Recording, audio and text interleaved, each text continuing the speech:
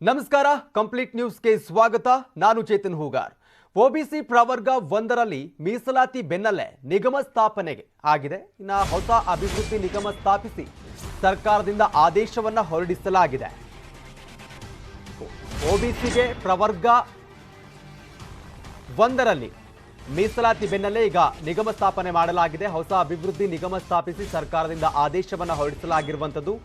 ಪಿಂಜಾರ, ನದಾಫ್ ಸೇರಿ 13 ಜಾತಿಗಳಿಗಾಗಿ ಹೊಸ ನಿಗಮವನ್ನ ಸ್ಥಾಪನೆ ಮಾಡಿಸೋದಕ್ಕೆ ಸರ್ಕಾರ ಆದೇಶವನ್ನ ಹೊರಡಿಸಿದೆ.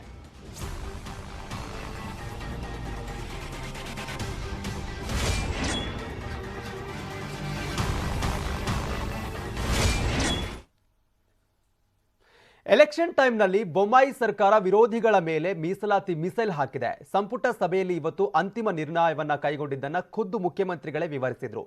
ಮಾದಿಗ ಸಮುದಾಯದ ವತಿಯಿಂದ ಮುಖ್ಯಮಂತ್ರಿ ಬಸವರಾಜ ಬೊಮ್ಮಾಯಿ ಅವರಿಗೆ ಅಭಿನಂದನೆಯನ್ನ ಸಲ್ಲಿಸಿದ್ರು. ಮಾದಾರ ಚೆನ್ನಯ್ಯ ಸ್ವಾಮೀಜಿ, ಕೇಂದ್ರ ಸಚಿವರಾದ ಎ ನಾರಾಯಣಸ್ವಾಮಿ, ಸಚಿವರಾದ ಗೋವಿಂದ ಕಾರಜೋಳ, ಮುರುಗೇಶ್ ನಿರಾಣಿ ಜೊತೆಗಿದ್ರು. ಇನ್ನು ಸದಾಶಿವ ಆಯೋಗದ ವರದಿ ಆಧರಿಸಿ ಒಳ ಮೀಸಲಾತಿಗಾಗಿ ರಾಜ್ಯ ಸರ್ಕಾರ ಶಿಫಾರಸು ಮಾಡಿದ್ದಕ್ಕೆ ದಲಿತ ಸಂಘಟನೆಯವರು ಕೊಪ್ಪಳದಲ್ಲಿ ವಿಜಯೋತ್ಸವವನ್ನ ಆಚರಣೆ ಮಾಡಿದರು. ಗುಂಪ್ 1 SC ಲೆಫ್ಟ್, ಗುಂಪ್ 2 SC ರೈಟ್, ಗುಂಪ್ 3 ಟಚಬಲ್ಸ್, ಗುಂಪ್ 4ನೇದು ಅದರ್ಸ್. ಅದರ್ಸ್ ಅಂದರೆ ಸಣ್ಣ ಕಮ್ಯುನಿಟಿ ಬಿಟ್ಟು ಉಳಿದಿರುವಂಥ, ಈ 3 ಬಿಟ್ಟು ಉಳಿದಿರುವಂಥ ಸಣ್ಣ ಕಮ್ಯುನಿಟಿ. ಅವರ ಶಿಫಾರಸಿನಂತೆ ಗುಂಪ್ 1 ಲೆಫ್ಟ್ಗೆ 6% ಮೀಸಲಿಡಬೇಕನ್ನುವಂಥ ಶಿಫಾರಸಿತ್ತು. ಬಲ್ಗೈಗೆ 5.5, ಅಸ್ಪೃಶ್ಯರಿಲ್ಲದೆ ಅಂದರೆ ಟಚಬಲ್ಸ್ಗೆ 4.5, ಇತರರಿಗೆ 1. ಈ ಶಿಫಾರಸನ್ನು ಕ್ಯಾಬಿನೆಟ್ ಸಚಿವ ಸಂಪುಟ ಒಪ್ಪಿಕೊಂಡಿದೆ. SC ಲೆಫ್ಟ್ಗೆ 6, SC ರೈಟಿಗೆ 5.5, ಟಚಬಲ್ಸ್ಗೆ ಅಂದರೆ ಬಂಜಾರ, ಬೋವಿ, ಪರ್ಚ ಕುರ್ಮವ್ರಿಗೆ 4.5 ಮತ್ತು ಇತರರಿಗೆ 1%.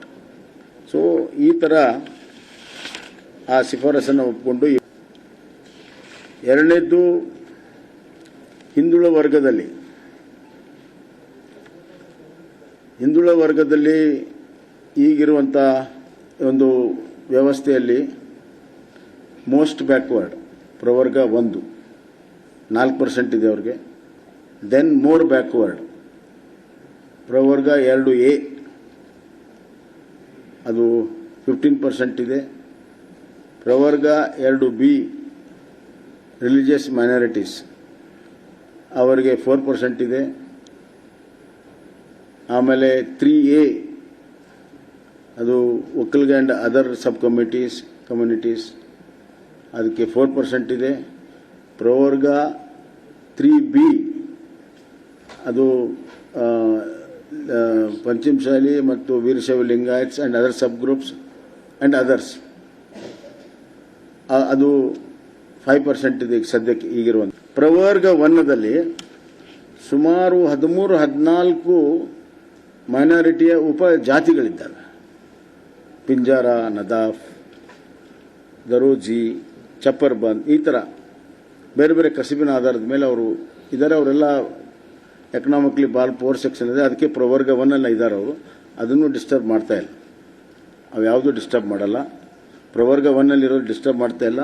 2Aದಲ್ಲಿ ಕೆಲವರು ಇದ್ದಾರೆ, ಅವ್ರನ್ನೂ ಕೂಡ ಡಿಸ್ಟರ್ಬ್ ಮಾಡ್ತಾ ಇಲ್ಲ. ಕೇವಲ 2B ಇದ್ದವರು ಇಲ್ಲಿ ಏನು ಕಂಡೀಷನ್ ಇದೆ ಅದೇ ಕಂಡೀಷನ್ನಲ್ಲಿ ಅಲ್ಲಿಗೆ ಶಿಫ್ಟ್ ಆಗ್ತಾರೆ ಅವರು. ಈ 4% ಉಳಿದಿದ್ದನ್ನು 2C ಆ್ಯಂಡ್ 2Dಗೆ ಹಂಚಲಾಗಿದೆ. ಹೀಗೆ ಬಹಳ ದಿನಗಳ ಒಂದು ಏನು ಬ್ಯಾಕ್ವರ್ಡ್ ಕ್ಲಾಸಲ್ಲಿರುವಂಥ ಅಶೋತ್ತರಗಳೇನಿತ್ತು ಅವುಗಳನ್ನು ಈಡೇರಿಸುವಂಥ ಒಂದು ಪ್ರಯತ್ನಗಳನ್ನು ಇವತ್ತು ನಾವು ಮಾಡಿದ್ದೇವೆ. ಕ್ಯಾಬಿನೆಟಲ್ಲಿ ಡಿಸಿಷನ್ ತಗೊಂಡಿದ್ದೇವೆ. 1 ಸರ್ಕಾರ ಘೋಷಿಸಿರುವ ಮೀಸಲಾತಿಗೆ ಪಂಚಮಸಾಲಿ ಹೋರಾಟಗಾರರು ಪ್ರತಿಕ್ರಿಯಿಸಿದ್ರು. ಮೀಸಲಾತಿ ಘೋಷಿಸಿದ್ದಕ್ಕೆ ಸಂತೋಷವನ್ನ ವ್ಯಕ್ತಪಡಿಸಿದ್ರು. ಜೊತೆಗೆ ಹೋರಾಟ ಕೈಬಿಡುವ ಬಗ್ಗೆ ನಾಳೆ ನಿರ್ಧಾರ ಮಾಡ್ತೀವಿ ಅಂತ ಹೇಳಿದರು.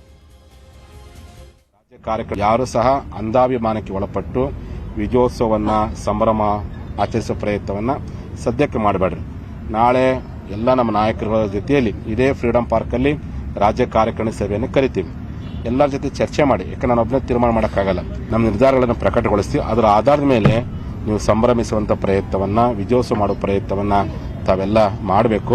ಯಾರು ಸಹ ಅಂಧಾಭಿಮಾನಕ್ಕೆ ಒಳಪಟ್ಟು ವಿಜಯೋತ್ಸವವನ್ನು 2D ಯಲ್ಲಿ 7% ಮೀಸಲಾತಿಯನ್ನು ಘೋಷಣೆ ಮಾಡಿರೋದ್ರಿಂದ ಇದನ್ನು ನಾವು ಸ್ವಾಗತವನ್ನು ಮಾಡ್ತೇವೆ. ಈಗಾಗಲೇ ಅದು ಘೋಷಣೆ ಆಗಿದೆ, ಅದು ಅನುಷ್ಠಾನ ಆಗಬೇಕು. ಅದಕ್ಕೆ ನಮ್ಮ ಮುಂದಿನ ಹೋರಾಟ ಅದಕ್ಕೆ ಆರಂಭವಾಗುತ್ತೆ. ಅದಕ್ಕೆ ನಾವು ಮೊದಲಿಂದನೂ ಕಾನೂನು ಮೇಲೆ ವಿಶ್ವಾಸ ಇಟ್ಟಿದ್ದೇವೆ.